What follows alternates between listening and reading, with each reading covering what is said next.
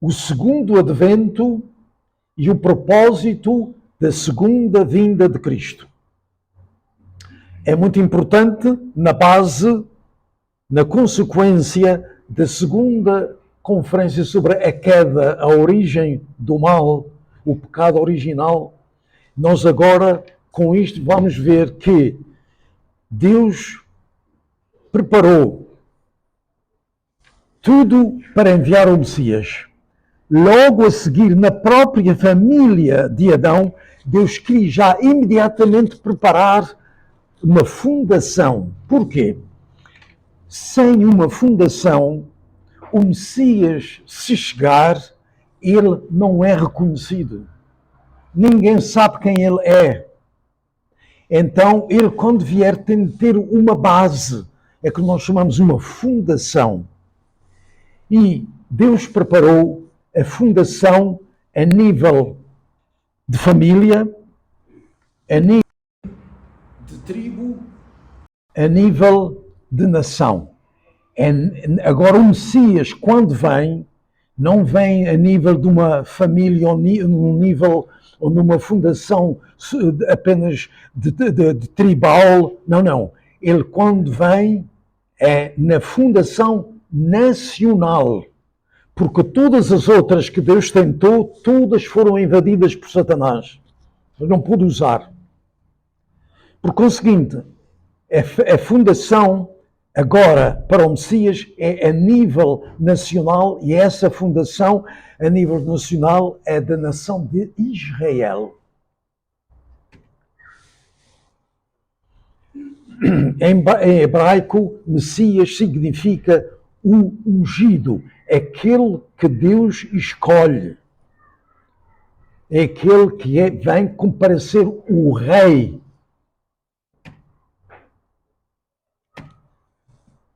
O povo escolhido de Israel acreditava na palavra de Deus revelada pelos profetas, acreditava, segundo a qual Deus lhes enviaria um rei e salvador. Essa era a sua esperança messiânica, a vinda de um rei. Nessa altura, os judeus, o povo de Israel, estava dominado por Roma. Queria ver-se livre dessa escravatura. O povo escolhido de Israel acreditava na palavra de Deus revelada e a sua esperança realmente era que esse rei viesse libertá-los dessa escravatura externa de Roma. Portanto, essa esperança veio a realizar-se. Deus enviou este Messias na figura de Jesus Cristo, na palavra grega para Messias, o Cristo. Cristo é como o significado de Messias, o Rei. Portanto, Jesus Cristo veio como Messias. Ele veio com o objetivo de cumprir o trabalho da salvação. A salvação fala-se muito nestes 2000 anos depois de Cristo, fala-se sempre na salvação. Jesus veio e nos salvou, mas verdadeiramente estamos salvos? Não. Depois de Jesus vir, estamos salvos?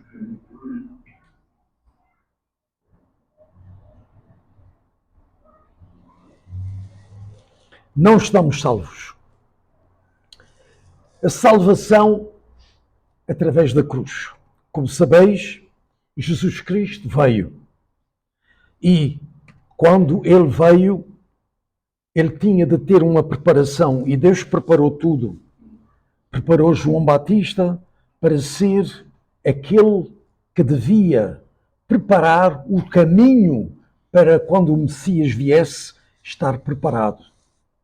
João Batista, inicialmente, foi uma pessoa de muita fé. Todavia, depois, foi invadido por Satanás. Perdeu a fé.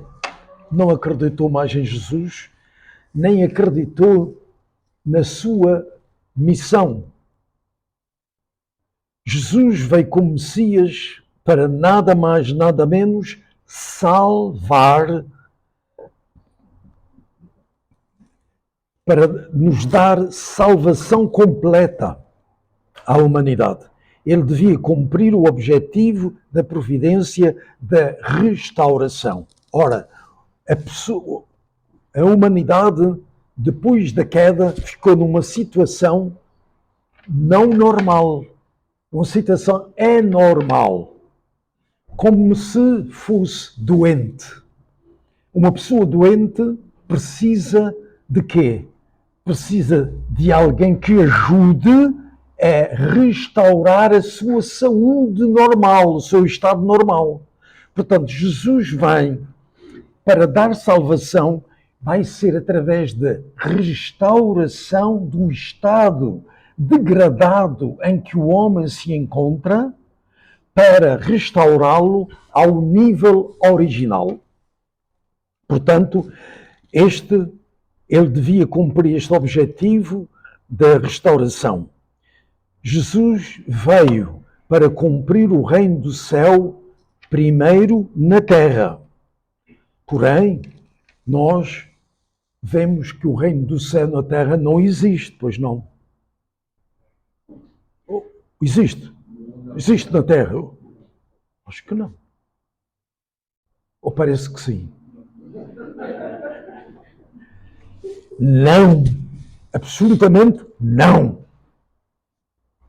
Jesus vinha com esse objetivo, instaurar o reino do céu na terra.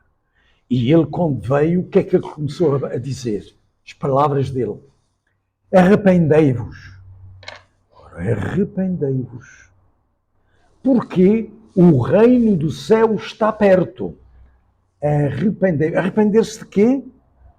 Do pecado original que temos, que herdados da primeira família de Adão e Eva. Arrependei-vos, porque o reino do céu está perto. É o primeiro grande objetivo que Jesus queria, que o povo de Israel sentisse a responsabilidade de se arrepender. Mas eles julgavam-se muito superiores às outras pessoas. Eles julgavam que somos os escolhidos de Deus, somos bons, mas não. Então, a salvação ficou completa através da cruz, pergunto. Ficou, ele veio, as pessoas não, o povo judeu não aceitou o Messias, não, e ele ficou exposto ao ataque de Satanás. Satanás queria destruir Jesus, porque sabia que Jesus vinha fazer com que o reino de Satanás terminasse. Eis porque Jesus foi crucificado, mas essa nunca foi a intenção de Deus. Mas, infelizmente, os teólogos, os cristãos, ficaram com a lavagem ao cérebro, dizendo que Jesus veio para morrer. Ora, Jesus não veio para morrer. Jesus veio para estabelecer o reino do céu na terra, primeiro. Antes de estabelecer o reino do céu no mundo espiritual. Primeiro tem de ser estabelecido na terra. Só depois é que nós temos o reino do céu na terra, vamos para o reino do céu no mundo espiritual depois de morrer. Mas o reino do céu é aqui na terra primeiro.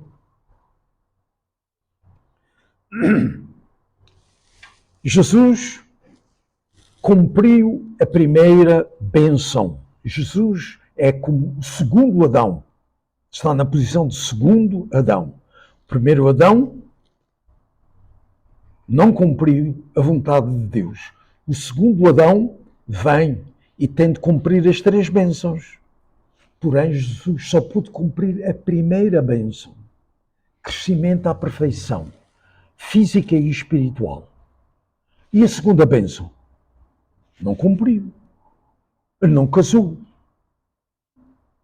Ele não encontrou a pessoa preparada por Deus para ser a esposa dele. Não cumpriu. E a terceira também não.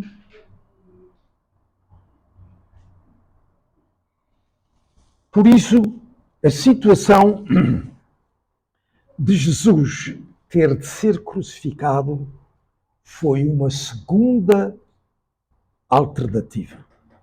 Não a primeira. Primeira alternativa, ele disse, arrependei-vos, o reino do céu está perto, e vem fazer o reino do céu. Isto não foi possível por causa da descrença do povo de Israel. O povo de Israel chegou até ao extremo de dizer que Jesus era o príncipe dos demónios, príncipe de Belzebu, para verdes a situação da falta de fé dos israelitas. Então, como Jesus não pôde ser aceito para que ainda alguma coisa ele pudesse fazer, Deus teve de mudar o curso original e foi por isso que Jesus teve de ser crucificado.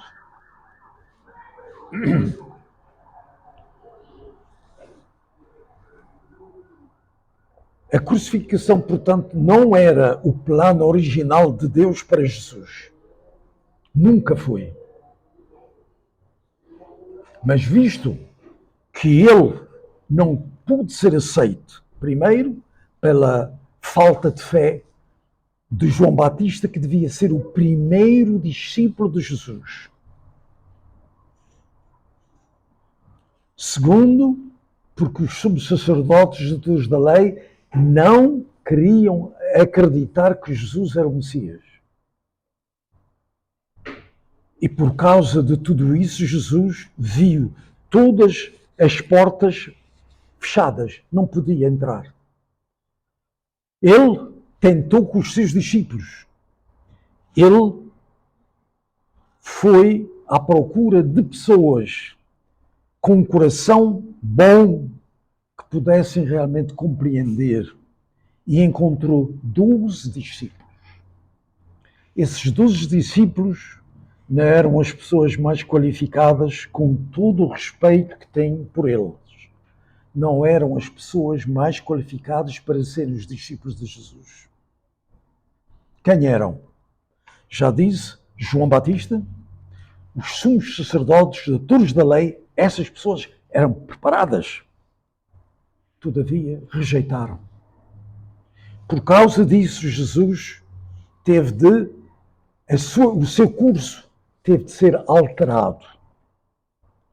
E esse curso foi avisado a Jesus quando ele estava no cimo do monte com os seus discípulos, apareceu Moisés e Elias e lhe disseram que ele devia ser crucificado. Isto realmente mudou totalmente o curso de Jesus. Os seus discípulos não perceberam a gravidade. Sempre pensaram, como também hoje muita gente pensa, ele é o Filho de Deus, ele não vai morrer. E então Jesus não pôde fazer compreender aos discípulos que ele a sua missão tinha sido alterada. E então tomou os 3 discípulos mais chegados a ele, Pedro, Tiago e João, e foram para o cimo do monte, no jardim das oliveiras, no monte Getsemane, e pediu-lhes, por favor, orai comigo e não entreis em tentação.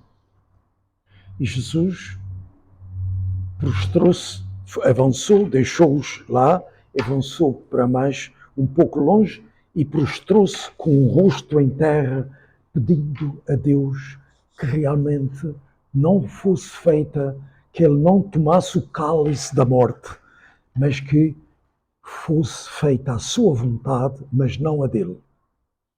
E depois, com lágrimas de sangue, podeis imaginar o desespero, a força, a ansiedade de Jesus.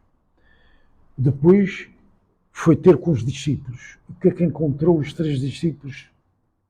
A dormir. Por favor, disse ele, vigiai comigo. Jesus estava sozinho. Com 3 discípulos, fazia a base de 4 posições. Não é? Isto seria realmente uma força para alguma coisa acontecer de extraordinário. Todavia, os discípulos estavam a dormir. Ele pediu-lhes e depois voltou para o seu lugar onde ele estava a orar e continuou a orar. Depois, pela 3ª vez, foi ter com os discípulos e encontrou-os novamente a dormir. Se fosse vós, como é que era? Se fosse vocês pais e tivessem um filho e dissessem um filho, ou 2 ou 3, e dissessem, por favor, faz o teu trabalho de casa. E os filhos dizem, está bem. Daí um bocado volta o teu trabalho de casa. Por que é que não estás a fazer? Faz o teu trabalho de casa. Está bem. E depois volta. Então, não faz o teu trabalho de casa. Por favor, faz. Sim. E depois, o que é que vocês faziam? Depois de 3 vezes, o filhote não fez nada do trabalho de casa. E então, e agora? A mesma coisa Jesus. Jesus teve a grande fé de que os seus discípulos compreendiam a situação do seu coração e iria realmente orar desesperadamente ao céu para que acontecesse qualquer coisa que impedisse a morte de Jesus. Por causa da falta de fé deles, Jesus teve realmente de ir para a crucifixão. Sabeis uma coisa? Deus, quando revela a sua verdade, Ele tem absoluta esperança de que nós iremos cumprir, realizar a sua vontade. Isso, Jesus queria fazê-lo, mas não dependia só de Jesus. Ele não veio para salvar a si próprio, ele veio para salvar o povo de Israel. O povo de Israel não o aceitou, os seus discípulos também o rejeitaram. E agora? Jesus teve realmente de ir para o caminho da crucificação. No entanto, em toda a história do cristianismo, não houve ninguém, por mais devoto que fosse, que tivesse vivido uma unidade inseparável com Deus. Ninguém. Jesus foi o primeiro ser humano que conseguiu ser um filho de Deus, que realmente tinha uma relação de amor para Deus única. Mais ninguém. Ao longo de 2000 anos não apareceu ninguém no cristianismo que conseguisse realmente ter esta fé em Deus inabalável e se tornasse um com Ele. Ou seja, que crescesse à perfeição. Porquê? Porque já dissemos, toda a humanidade, por melhor que sejam as pessoas, tem o pecado original. E com o pecado original, nunca ninguém pode tornar-se perfeito. Tem de ser eliminado o pecado original. Eliminar a soberania de Satanás em cada um. Eis porque no cristianismo não apareceu ninguém que fosse como Jesus.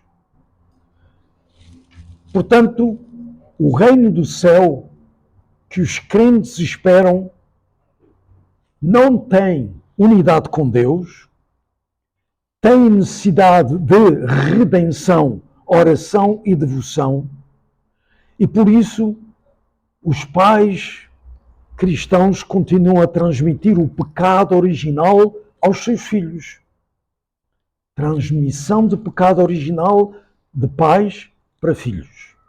Por isso é que o Messias vem para acabar com essa transmissão, terminar com essa transmissão de pecado original, acabar, desenraizar a árvore do pecado, as raízes. Porém, quando as pessoas para quem Jesus veio não o querem ouvir, dizem que ele é o príncipe dos demónios, o que é que acontece?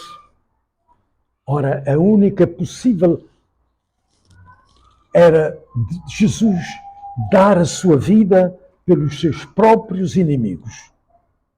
E desse modo, pelo menos poderia haver salvação espiritual. Isto foi a razão porque Deus, vendo a impossibilidade de Jesus poder ser aceite e de o reino do céu poder ser instituído na terra, foi preciso então a necessidade da cruz. Mas esse não era o plano original de Deus. Portanto, deste modo, mesmo depois de Jesus vir, ninguém pôde realmente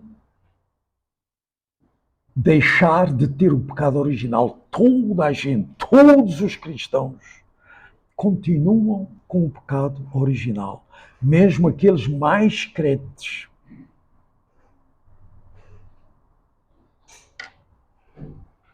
Por isso,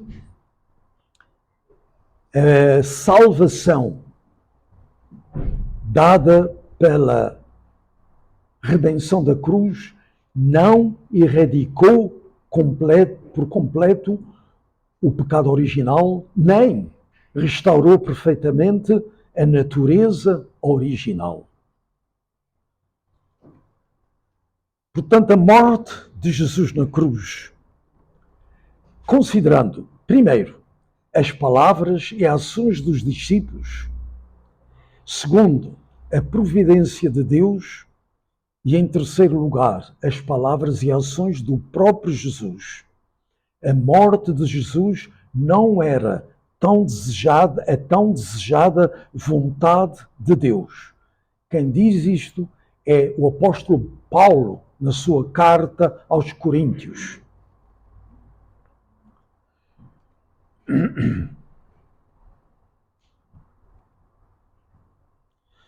A morte de Jesus na cruz não era a vontade de Deus. Cá está a carta aos Coríntios de Paulo, a qual nenhum dos príncipes deste mundo conheceu. Porquê? Se conhecessem, nunca crucificariam o Senhor de glória. E aqui vemos realmente que Paulo percebeu que Jesus não vinha para morrer na cruz.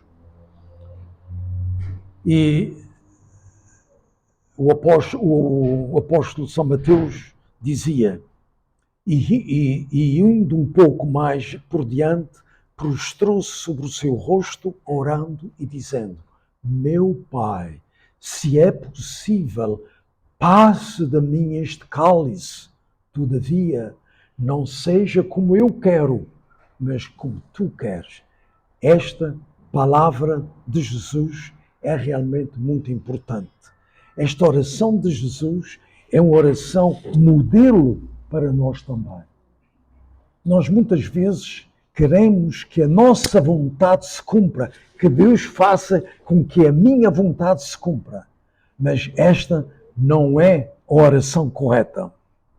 Nós temos de pensar que a nossa situação de pecado, de pecador, não vemos as coisas tão nítidas e claras como Deus vê. Por isso temos de ter a humildade de: Pai, eu quero que isto seja feito. Todavia, eu tenho de dizer: não se faça a minha vontade, mas sim a tua vontade.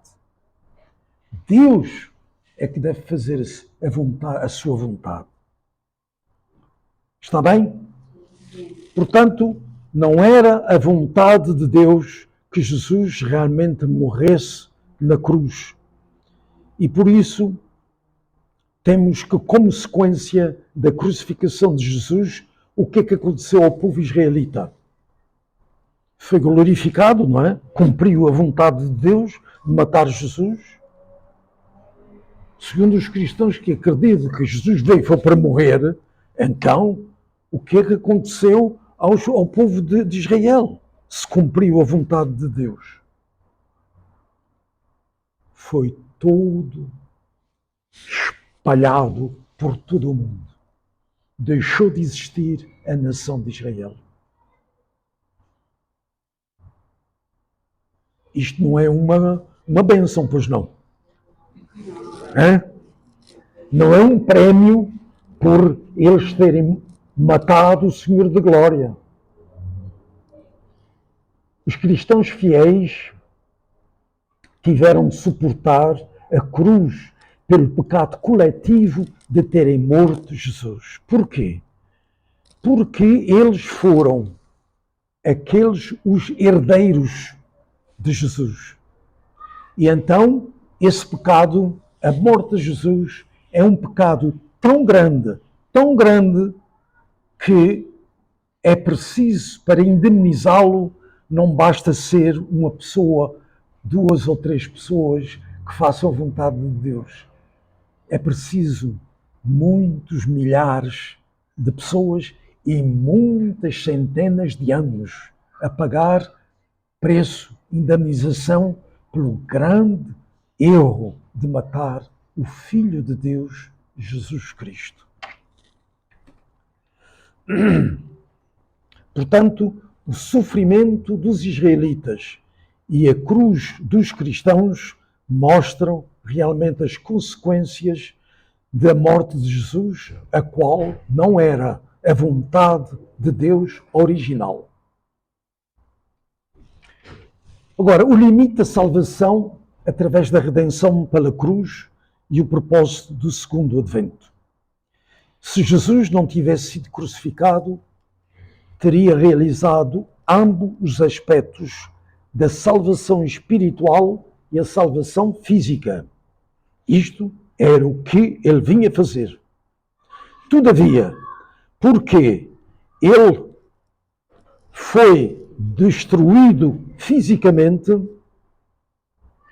a salvação física não foi possível ser realizada. O reino do céu na terra não foi possível ser realizado. O povo condenou Jesus à cruz. O corpo de Jesus ficou exposto ao assalto de Satanás e foi morto. Por isso, os cristãos não podem alcançar a salvação física. Por isso é que todos nós continuamos com o pecado original e continuamos com o peso do nosso corpo físico que está continuamente a puxar-nos para baixo. Será assim? Não. Não. Será assim? Vê da história dos cristãos. Também foi de martírio constante, todo o tempo. Ora bem, o corpo de Jesus, portanto, foi exposto e foi destruído por Satanás. Não foi a vontade de Deus que sobressaiu. E, por isso, a salvação física dos cristãos também deixou de existir. Não há. O pecado original continua a multiplicar-se de geração em geração constantemente. Mas Jesus lançou a base para a salvação espiritual, ao assegurar a fundação vitoriosa para a sua ressurreição através da redenção pelo seu sangue na cruz. É esta ressurreição que nos trouxe a salvação, é a morte na cruz, que nos trouxe a salvação espiritual. Por isso, nós, os cristãos, têm o acesso ao mundo espiritual num nível mais elevado do que os israelitas, o povo de Israel. Jesus abriu a salvação da cruz, abriu um outro nível superior, que é o paraíso. Mas, além do paraíso, não há mais. Está certo? O paraíso não é o reino do céu. Ou é? Alguém está a olhar para mim a dizer, não estou a perceber nada. É. Estás a perceber ou não? A salvação que a cruz trouxe foi só a um nível apenas pequeno, acima do estado de formação. Foi o paraíso. Por isso Jesus, antes de morrer, disse ao ladrão da direita, o qual lhe pediu, ele percebeu que Jesus era inocente. O outro ladrão da esquerda não aceitava, só pedia, salva-nos, salva-nos, se tu és o Messias, salva-nos. Exigência egoísta. Não é? Exigência da autossatisfação, da salvação pessoal. Mas o ladrão da direita disse, ó homem, cala-te. E disse a Jesus, lembra-te de mim quando estiveres no teu reino. E o que é que Jesus disse? Hoje mesmo estarás comigo no reino do céu. Hã? Estão atentos. Ele disse, hoje mesmo estarás comigo no paraíso. Não no reino do céu, no paraíso. Portanto, foi a única benefício que a cruz nos trouxe. Mais nada. O reino do céu ainda está para vir. Está bem?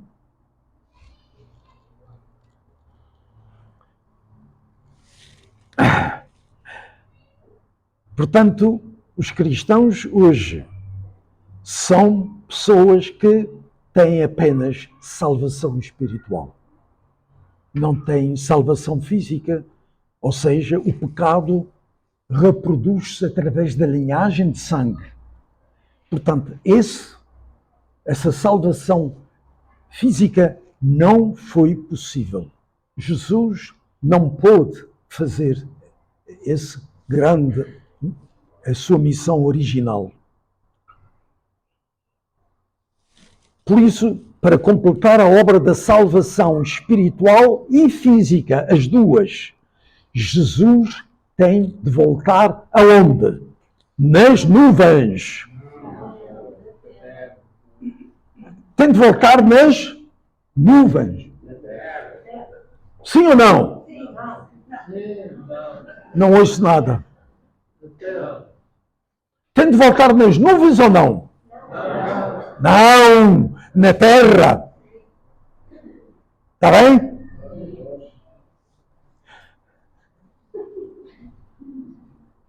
Jesus, segunda vinda de Cristo, é para dar salvação física e espiritual. Portanto, todos nós somos afortunados por podermos viver no tempo em que podemos ter salvação física e espiritual. Isto é grandioso ou não? Grandioso. Está certo? Todos os nossos antepassados, os meus queridos paizinhos, não tiveram esta bênção.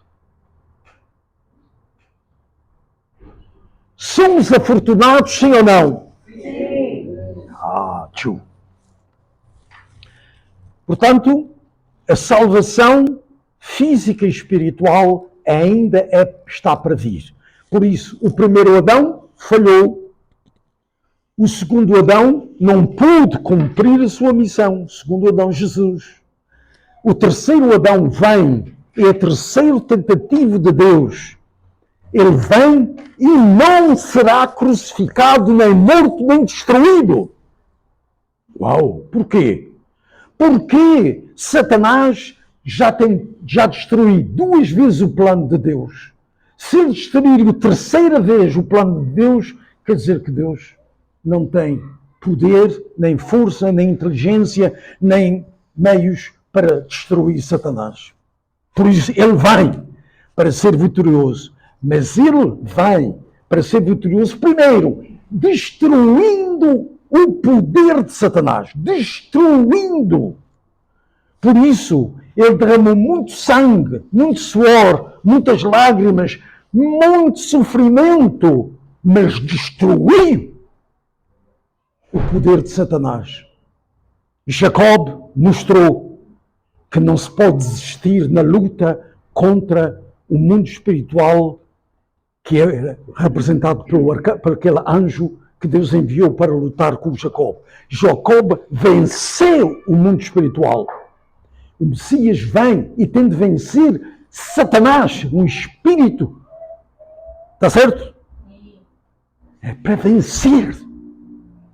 Por isso é que nós todos herdamos o nome de vitoriosos.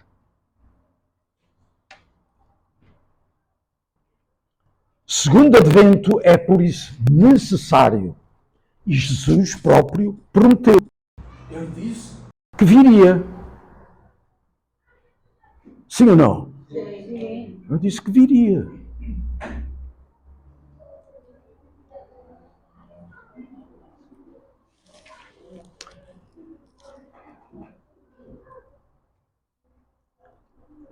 É interessante que Deus, antes de Jesus vir, enviou profetas. E há 2 profecias em Isaías. É muito importante estas profecias. Tem 2 tipos de profecias. Uma que diz, que profetiza em Isaías, profecia 53, diz que Jesus sofrerá na cruz. E em Isaías, profecia 9, 11 e 60, todavia foi profetizado que Jesus seria o rei dos judeus durante a sua vida e realizaria o reino eterno de Deus. 2 possibilidades que Deus enviou estas profecias para preparar o povo e dizer: ou ele será morto, destruído, não fará nada, ou então ele virá estabelecer o reino de Deus na terra. Depende de quê?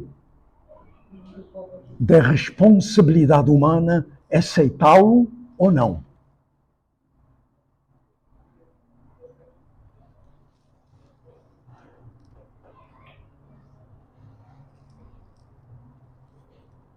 Portanto, estas profecias, infelizmente, os cristãos pegam na profecia 53, que diz que ele vem e foi crucificado, e diz, está escrito, Deus disse que ele vinha para morrer.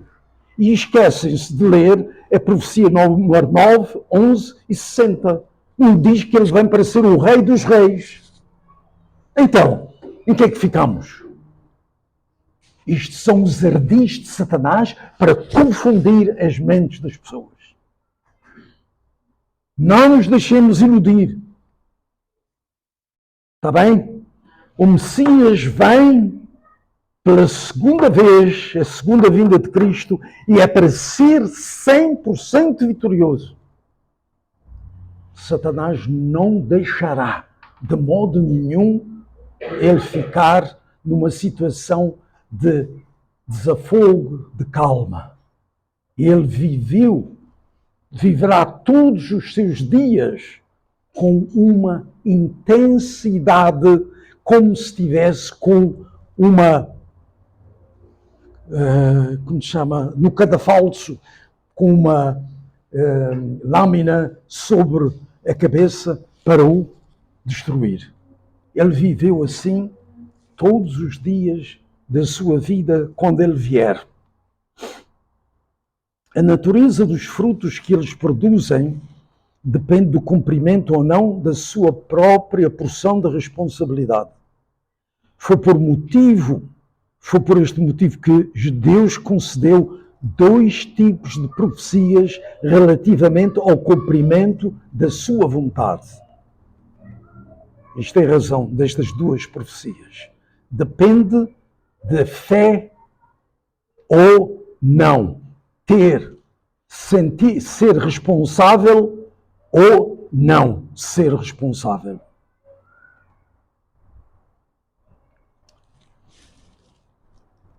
Portanto, há muitas passagens em que parece que Jesus veio mesmo com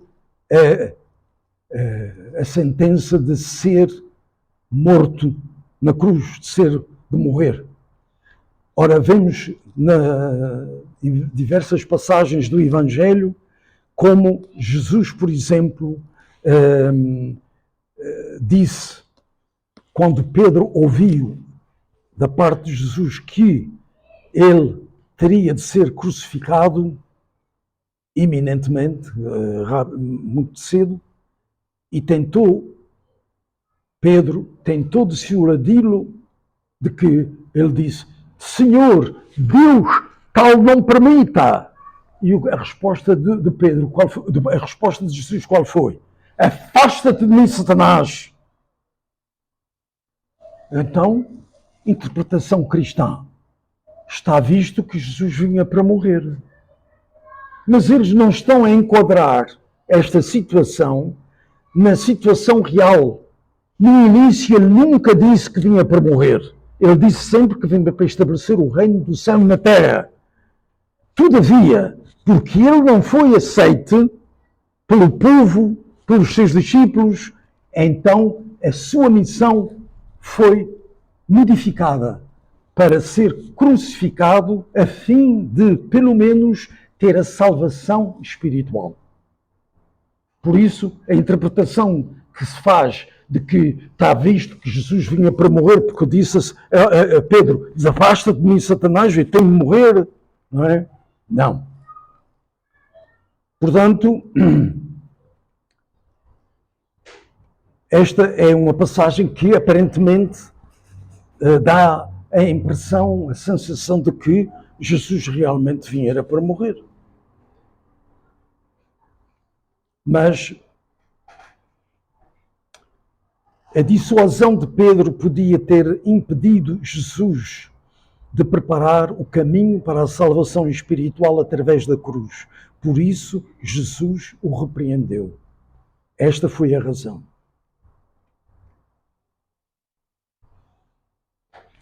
Porque se Jesus não morresse na cruz, não teria havido salvação espiritual. Hoje estaríamos no estado igual a 2000 anos antes. Está certo? Hoje.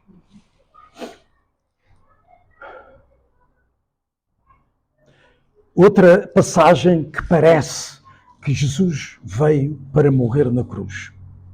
Jesus disse na cruz: tudo está consumado. Jesus não pronunciou estas palavras com o intuito de dizer que a providência da salvação tinha sido consumada por completo através da crucificação. Não foi. Não foi essa. Essa é a interpretação que os cristãos fizeram.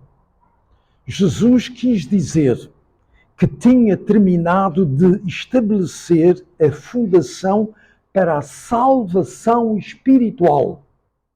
Por esta altura, ela tinha-se tornado o objetivo alternativo da providência original, que era estabelecer o reino do céu na terra. Portanto, quando Jesus está a dizer na cruz, tudo está consumado, ele está a dizer, tudo está terminado de estabelecer a fundação para a salvação espiritual através da cruz.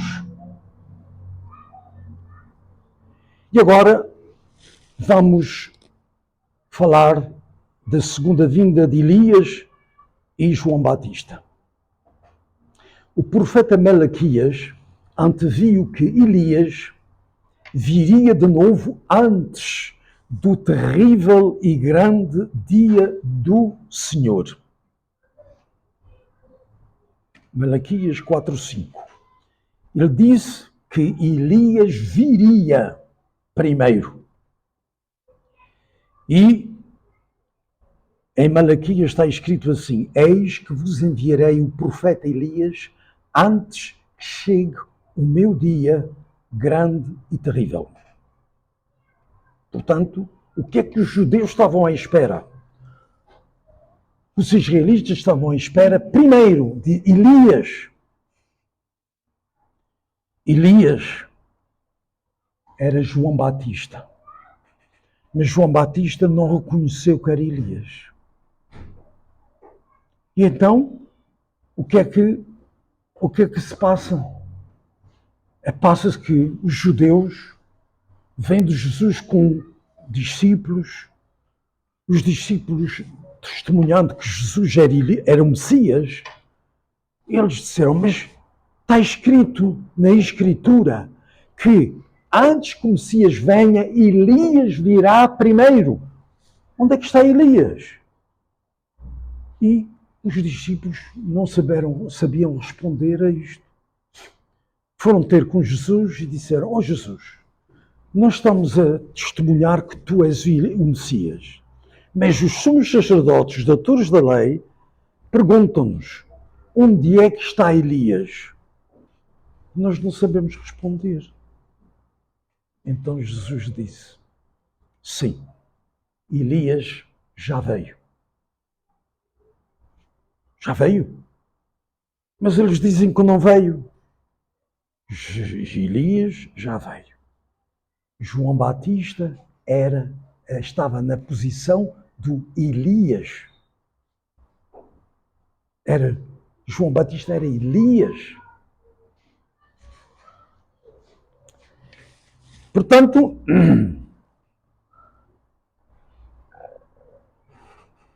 o Elias veio na figura de João Batista. Então, quando Jesus disse isso aos seus discípulos, os sumos sacerdotes souberam, através dos discípulos, que João Batista era Elias. Então, eles foram ter com o próprio João Batista e perguntaram, porventura, és tu o Elias prometido? E o que é que João Batista respondeu? Não, não sou Elias. Então, és um profeta? Não, não sou profeta. Então, João Batista negou tudo. Está certo? E Jesus tinha dito antes, acerca de João Batista, o que é que fostes ver ao deserto? João Batista, antes de começar a sua missão, foi jejuar 40 dias, 40 noites no deserto. E é por isso que Jesus pergunta, o que foste ver ao deserto? Uma cana agitada pelo vento? Não, vos digo, não. Ele é maior do que o mais alto no reino dos céus, ele é aquele que vinha para testemunhar. Portanto, ele diz, o mais pequeno no reino do céu é maior do que João. Porquê? Porque João negou tudo. Mas ele antes tinha dito que João, ele era um grande profeta. Grande. Mas depois de João Batista ter negado tudo, Jesus disse, o mais pequenino no reino do céu é maior do que João. Portanto, João decresceu porque falhou na sua missão. Está bem? É tão importante. Deus prepara-nos e dá-nos uma missão. Nós temos de a cumprir, porque senão seremos muito pequeninos no reino do céu. Mais pequenino do que o pequenino no reino do céu. E se quereis acreditar, ele é o Elias que estava para vir. Quem tem ouvidos que ouça. Portanto, Jesus declarou que João Batista vinha na missão de Elias. Mas ele não aceitou. E diz ainda, Jesus lhe diz, Elias já veio e restaurará todas as coisas. Então compreenderam os discípulos que ele se referia a João Batista.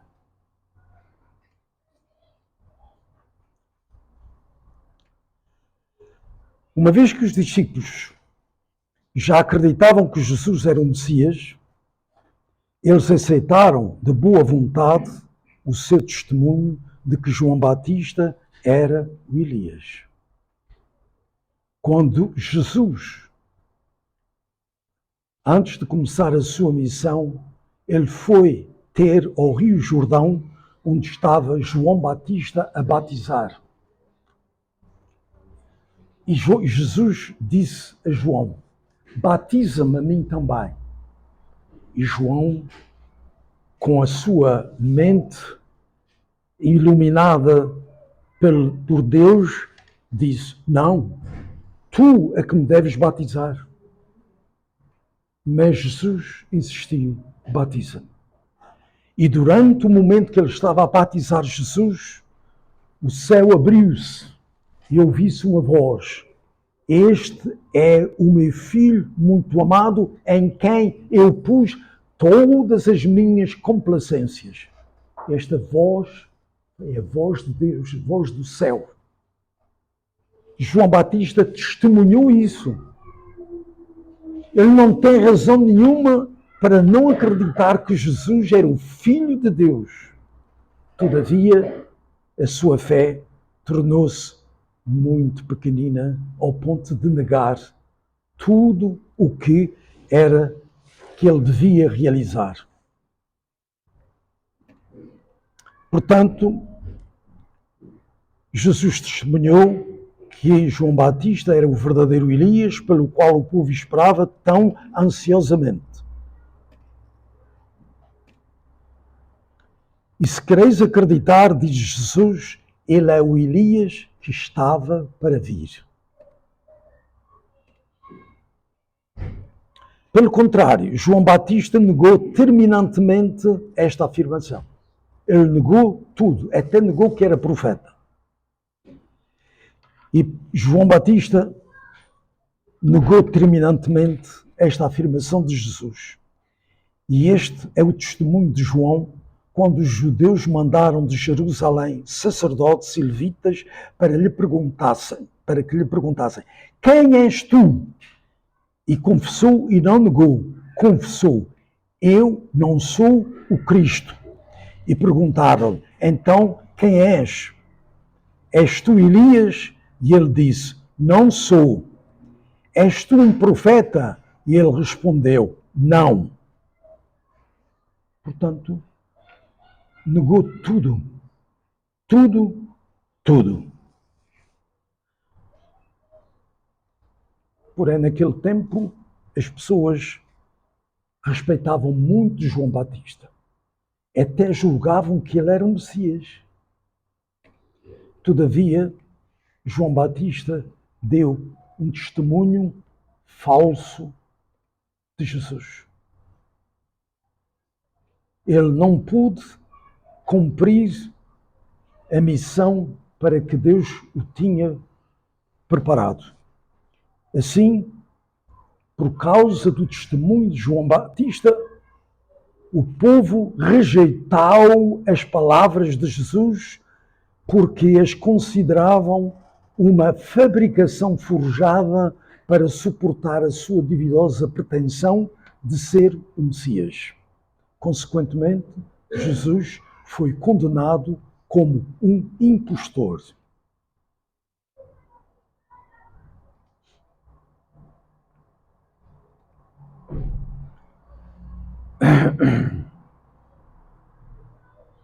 Aqui está o que há pouco disse. No tempo de Jesus, João Batista era respeitado por muitos judeus e muitos dos seus líderes. Alguns até pensavam que ele era o Messias. Pela sua vida íntegra, a sua vida de sacrifício, de fé, na primeira fase da sua vida. Até jejuou, como eu disse, 40 dias no deserto. Se João Batista tivesse anunciado que era Elias, como Jesus afirmara, todo o povo judeu teria acreditado de imediato no testemunho de João e virado para Jesus.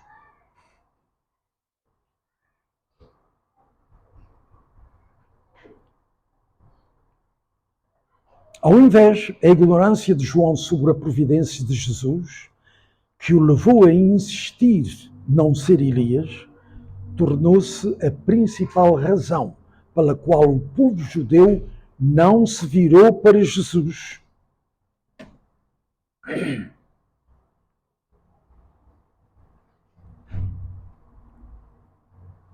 Neste sentido, podemos concluir que a principal razão pela qual Jesus teve de morrer na cruz foi devida à falha de João Batista. Os cristãos respeitam e veneram-o como um santo, São João. Mas, na verdade, porque são ignorantes, João não foi santo. Ele falhou na missão importantíssima de ser o precursor para o Messias. Por que os cristãos pensam que ele é um santo? Porque ele foi degolado. Por causa de quê? Porque ele foi ter com Herodes e disse: não te é lícito andar com a mulher do teu irmão. Ora bem, e a mulher do irmão, Herodíades, pediu a cabeça de João Batista e Herodes teve de cumprir a promessa. Ele foi degolado. Mas esta morte foi uma morte sem valor. Se ele tivesse morrido por ter declarado que Jesus era o Messias e que ele o seguia, se ele tivesse morrido por causa disso, se tivessem degolado, então ele seria um santo respeitável. Mas não.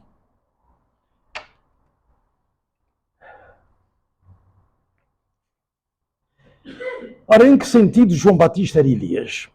Segundo a Bíblia, João Batista devia herdar e completar a missão de Elias que tinha sido deixada incompleta aqui na Terra.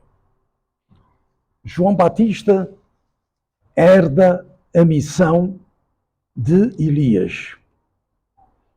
E dá dito assim: e irá diante dele no espírito e virtude de Elias, com o fim de preparar ao Senhor um povo bem disposto. Portanto, ele tem aqui a missão de João Batista bem clara, mas, como disse, João Batista não percebeu qual é a sua missão.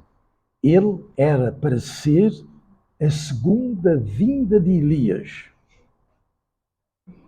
mas não cumpriu a segunda vinda de Elias. Qual é a nossa atitude perante a Bíblia?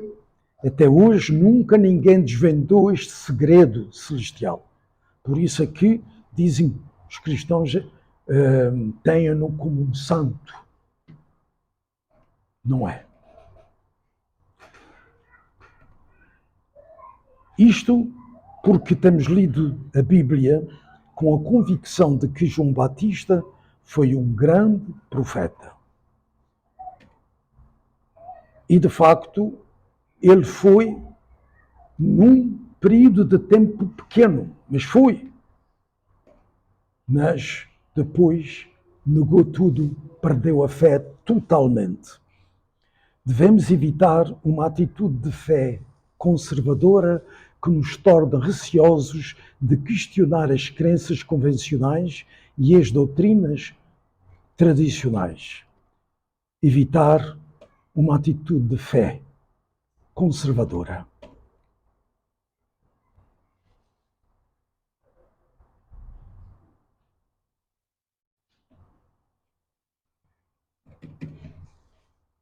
E assim terminamos.